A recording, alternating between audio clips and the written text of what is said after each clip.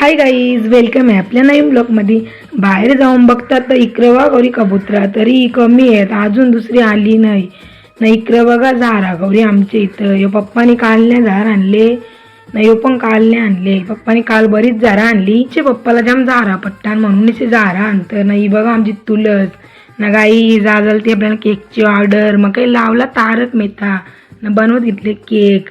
या केकची साईज बघून ते तुम्हाला समजलं असेल, कंचा केक बनवत घेतले. तर काही मिनी बनवायला घेतले बेंटो केक ना आमच्याच गावानं ऑर्डर दिली ती दिदीनी.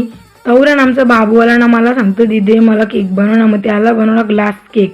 नाही इकडं बाऊल केक बनवायला बाऊलच नव्हता, मग काय घेतला ना खजूरचा डब्बा. केकसाठी लागलेला सगळा बनवला.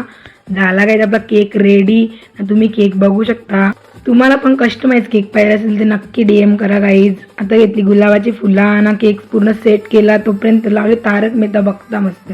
तारक मेहताने बघला तर मला दिवसच चांगला जाय नाही. मग घेतला लसूण चोखलाला. भूक लागलेली मग घेतला बिस्किट खायला ना.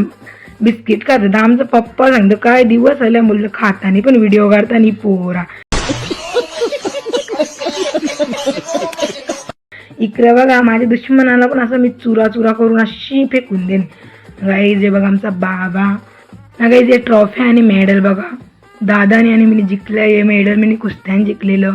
नाही स्केच बघा आमच्या दादाने काढले.